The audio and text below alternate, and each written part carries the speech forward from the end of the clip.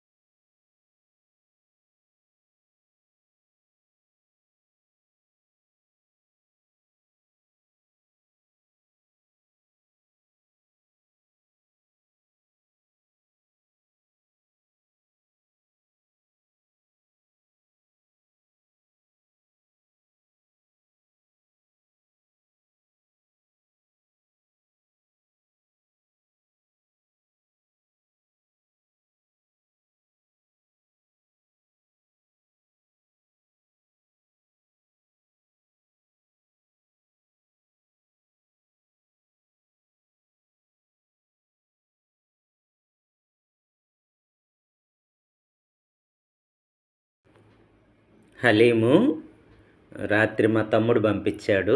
హైదరాబాద్ నుంచి పంపించాడు హలీము. నేను వేడి చేసుకున్నాను. ఇడ్లీ పాత్రలో పెట్టి వేడి చేసుకున్నాను. తింటున్నాను. తినటం వలన చాలా బలము, ఆరోగ్యానికి చాలా మంచిది. కనీసము ఈ 40 రోజులలో కనీసము వారానికి ఒకసారైనా తినండి. బలహీనంగా ఉన్న వాళ్ళకి పెట్టండి. స్త్రీలైనా పురుషులైనా పిల్లలైనా తింటే ఎముక పుష్టి బాగా ఉంటుంది, పెరుగుతుందనమాట. ఆరోగ్యం చాలా బాగుంటుంది. డైజెషన్ ప్రాబ్లం ఉండదు. ఎందుకంటే అన్ని సుగంధ ద్రవ్యాలు వేసి చేస్తారు. ఉడకబెట్టి ఉదయం నుంచి ఉడకబెట్టి చేస్తారు. అవన్నీ కూడా మంచిది. ఇది మటన్ హలీము. మా తమ్ముడు హైదరాబాద్ నుంచి పంపించాడు. అల్లుడు డ్యూటీకి వెళ్ళుంటే వస్తూ ఉంటే పంపించాడు. నేను ఇప్పుడు వేడి చేసుకొని దీన్ని తింటూ ఉన్నాను. వేడి చేయటం అంటే పాత్రలో వేసిపోయి స్టవ్ మీద పెట్టొద్దు మీరు. ఇది ఆవిరి మీద చేసుకోండి. ఏదైనా అంటే ఇడ్లీ పాత్రలో కానీ లేకపోతే దేంట్లోనైనా నీళ్లు పోసి కొంచెం వేరే పాత్రలో వేసుకొని మూత పెట్టి కొంచెం చేసుకోండి ఆవిరి మీద. ఎందుకంటే నెయ్యితో చేస్తారనమాట. నెయ్యి, సుగంధ ద్రవ్యాలు.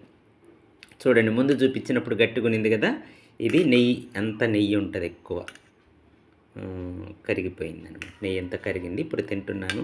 నేను ఇంకా టిఫిన్ చేయలేదు. ఇప్పటికే టైం 11:30 అయింది. నేను ఇంటి దగ్గర ఉంటే కొంచెం లేటుగానే తింటాను. ఈరోజు ఇది టిఫిన్గా బ్రేక్ఫాస్ట్గా తినాలని నేను అలాగే ఉన్నాను. ఇప్పుడు తింటున్నాను.